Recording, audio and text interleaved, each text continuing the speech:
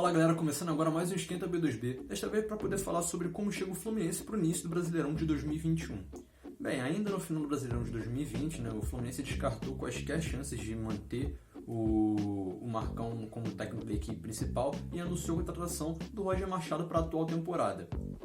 E com isso, o Marcão desceu para ser o técnico da equipe sub-23 que disputa o Brasileirão de aspirantes.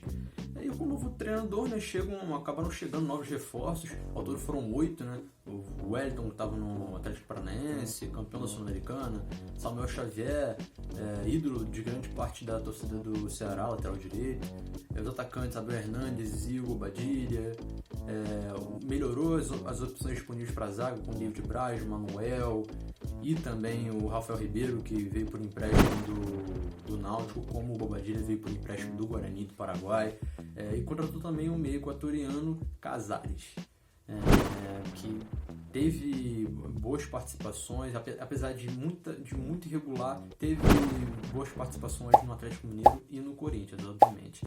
E com essa mescla entre os veteranos e as pratas da casa, nem tudo acabou dando certo. O time, durante os testes no Carioca e até mesmo dentro da fase de grupo da Libertadores, o time do Roger Machado acabou se mostrando muito irregular em alguns determinados momentos, uma falta de criatividade gigante, a maneira reativa do time jogar não funcionando, falhas na hora da recomposição da equipe, de diferentes jogadores, por parte de diferentes jogadores. Tava os dois volantes, que foram mais utilizados, o Iago Felipe e o Martinelli, estavam ficando às vezes muito sobrecarregados, digamos assim, por conta desta não recomposição que em alguns momentos, por exemplo, a maioria das vezes foi de Fred e Nenê, mas alguns momentos também foi de Kaique. Em março, 7 jogos, 3 vitórias, 1 empate e 3 derrotas. Em abril, 6 jogos, 5 vitórias e 1 empate. Em abril, o Fluminense passou invicto. Isso, os jogos de Libertadores e Carioca, claro. Enquanto em maio já voltou a oscilar um pouco mais o time. 3 vitórias, 3 empates e 2 derrotas. Então, assim, é um time que mostra o seu potencial claramente. Acho que não só mostra o seu potencial, acho que mostra a capacidade que tem realmente. O Fluminense tem capacidade de fazer frente ao Flamengo, por exemplo, e não jogar da maneira como jogou, principalmente no primeiro tempo da segunda partida da final do Carioca, contra o Flamengo, perdeu por 3-1. Então, e inclusive, tanto tem quanto como o técnico Roger Machado já fez as alterações para o jogo diante do River Plate. É uma vitória histórica. O Fluminense é só a segunda equipe a conseguir vencer Cruzeiro e River Plate dentro de suas respectivas casas, dentro da Bombonera e do Monumental de Núñez. Porém, também é importante lembrar que nas 2 primeiras partidas, da temporada, o técnico ainda era o Ailton Ferraz, auxiliar técnico do Fluminense, ele que comandou a equipe sub-20 do Fluminense nas 2 primeiras partidas da temporada, nas derrotas, foram 2 derrotas para a Portuguesa do Rio e pro Resende, no caso. Com o Roger Machado no comando, no caso, foram 19 das 21 partidas realizadas pelo Fluminense até aqui e apenas 3 derrotas pro Volta Redonda, Júnior Barranquilla e Flamengo. E nesse meio tempo o Fluminense ainda chegou a ficar 12 jogos invicto. Indo para a parte dos destaques da equipe, quem são os destaques nesse elenco do Fluminense? Primeiramente, entre as promessas, Kaique é uma promessa que já é realidade, digamos assim, é uma das maiores esperanças atualmente da torcida do Fluminense. Aquele típico ponta que de anos em anos surge no futebol brasileiro, e com muito potencial, claro. Incisivo, rápido, já mostrou que tem boa pontaria, conduz a bola em velocidade muito, muito bem. Então, assim, já tem 18 jogos na equipe principal em 2021, 10 como titular, 8 como reserva. Mostrou algumas deficiências defensivas, principalmente na questão de recomposição, na marcação, nada que atrapalhe, porque essa de fato não é uma característica dele, mas é algo que ele pode evoluir e certamente ele tem talento para isso. Deixou inclusive o Calegari na mão em algumas vezes no jogo contra o Flamengo no primeiro tempo, na segunda partida da final do Carioca, em que o Fluminense acabou derrotado por 3-1. Outro jogador também, por exemplo, Matheus Martins, jogador com passagem por seleção de base sub-15, sub-17 e recentemente chamado pelo Tite para treinamentos com a seleção principal na preparação para os jogos das eliminatórias da Copa do Mundo de 2022 contra Equador e Paraguai. que obviamente não deixa de ser um reconhecimento. Jogador, um atacante de 17 anos, também que tem uma ótima finalização, um ótimo passe, um ótimo toque na bola. Outro jovem, né, que também pode estar se autoafirmando, ganhando mais espaço nesta edição de Brasileirão. No meu ver, o John Kennedy, atacante de 18 anos, rápido também, decisivo, e artilheiro, né, também, principalmente. Algumas vezes já fez o que decidiu o título. Então, e tem a multa de 40 milhões de euros, né? Já renovou no final do ano passado. A multa atualmente dele é de 40 milhões de euros, o que na cotação atual seria algo em torno de 260 milhões de reais. Então, não é pouca coisa, isso mostra também a capacidade do que o Fluminense espera do jogador. Dentre os mais veteranos ali já, o Fred e o Nenê, claro, se destacam.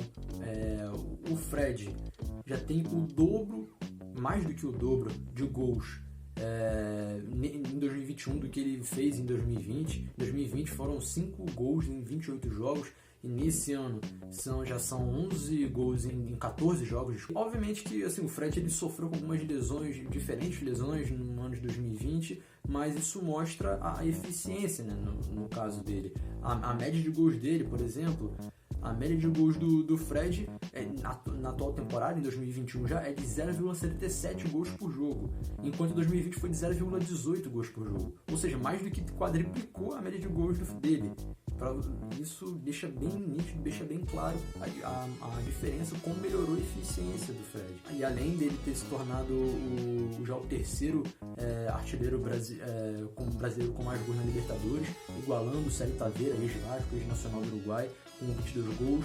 E só para não deixar passar, claro, Fred e Fluminense chegaram a ser destaques na página oficial do Twitter, né, da FIFA. Para você ver, isso mostra o tamanho da vitória do Fluminense sobre o River Plate e também o tamanho da atuação do Fred, que às vezes é muito marcado por ser um atacante de área, um centroavante de área mais paradão, que só vai empurrar a bola para dentro, mas mostrou em muita qualidade que ele de fato tem, e técnica, né, para dar 2 ótimos passos, tanto para Caio Paulista quanto para o Nenê, para eles marcarem gols, e isso no primeiro tempo ainda. O Nenê é o líder em assistências do Fluminense, consegue 6 passes para gol, fez gol na decisiva partida contra o River Plate, porém, ainda assim, ele está um pouco abaixo em relação ao rendimento realmente dentro de campo, no meu ver, está um pouco abaixo do que estava em 2020, o que é normal, por questão de idade, e ainda assim ele continua sendo titular absoluto e continua sendo um jogador importantíssimo para o Fluminense.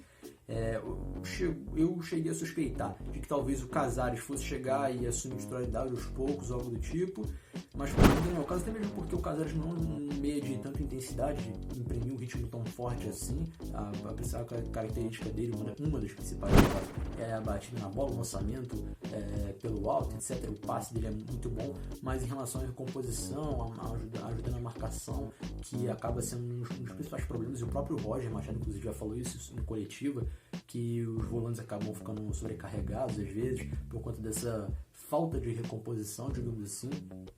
Então não faria tanta diferença nesse caso. Outro ponto forte do Fluminense a se destacar, e que é um dos pilares do time, do atual time do Fluminense, já foi em 2020 e nesse ano para mim se mantém, que é a zaga, Nino e Lucas Claro, uma das melhores zagas do Brasil atualmente, uma das melhores duplas de zaga do Brasil.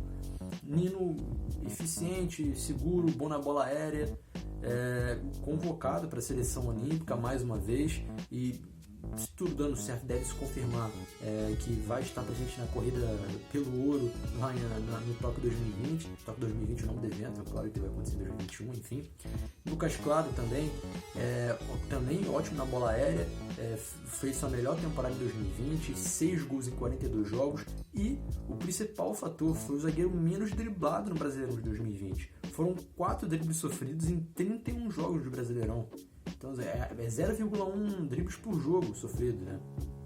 O único zagueiro que teve essa média igualada com ele foi o Rodrigo Moledo do Inter, sendo que o Rodrigo Moledo sofreu 2 dribles em 18 jogos. Teve quase metade dos jogos, né, no caso, do que o Lucas Claro. De uma maneira geral, as alterações, falando outros jogadores que podem vir a ser destaque, no caso o Egídio, tem sempre um bom cruzamento, né? É conhecido pelo bom cruzamento dele, então muito provavelmente vai render boas assistências. Samuel Xavier está voltando aos poucos ao rendimento dele, né, com a camisa da época, com a camisa do Ceará, no caso ano passado, 18, 19 e 20. E pode render, substituiu o Lucas Calegari muito bem na partida contra o River Plate, do mesmo jeito que o Egídio entrou muito bem no lugar do Danilo Barcelos. Então, o que mostra que as alterações de Roger Machado foram muito boas. Caio Paulista no lugar do Kaique, apesar do Kaique ser incisivo, ser agressivo demais, o Caio Paulista está numa ascensão gigante, decisivo também, fez gol contra o Santa Fé, fez gol agora novamente, entrou muito bem no segundo tempo no lugar de Kaique, contra o Flamengo na segunda partida da final do Carioca, ele que sofreu o pênalti, inclusive, que o Fred marca e faz o único gol do Fluminense na partida. O Gabriel Teixeira tem dado uma oscilada ainda, mas também é uma movimentação incrível, ele sempre se movimenta muito pelo lado esquerdo do campo, volta muito para defender, para ajudar na marcação. Então é um jogador que também tem agregado muito, sempre que entra, ele nunca faz uma partida muito ruim, participa do jogo, se apresenta, faz passes, tenta passes, que foi algo que foi muito criticado nesses 3 jogos, no primeiro jogo da final contra o Flamengo, a derrota contra o Júnior Barranquilla pela penúltima rodada, né, da Libertadores, e no segundo jogo da final contra o Flamengo. Foi um dos pontos mais criticados no time do Fluminense, que foi a criação, né, foi a falta de passes, falta de movimentação dos jogadores. E de uma maneira geral, o Fluminense aparentemente tem tudo, tem uma boa base para poder que se desenvolva, né? E para poder ir longe, tem capacidade sim de ir longe. É claro que é jogo, é mata-mata, e não tem o que fazer, não tem como, ninguém tem bola de cristal para prever o que vai acontecer, e para no mínimo se manter no mesmo nível e até mais, né, obviamente, no Brasileirão também. Obviamente que outros times também se melhoraram, né, no caso, contrataram mais, e isso pesa na balança, é claro, mas de uma maneira geral o Fluminense mostra sim que está bem preparado. E por hoje é isso. Se você curtiu o vídeo, dê o seu like, compartilha, não deixe de comentar aí embaixo se você discordou, concordou de alguma coisa, e claro, de dar uma olhada nos outros vídeos do canal.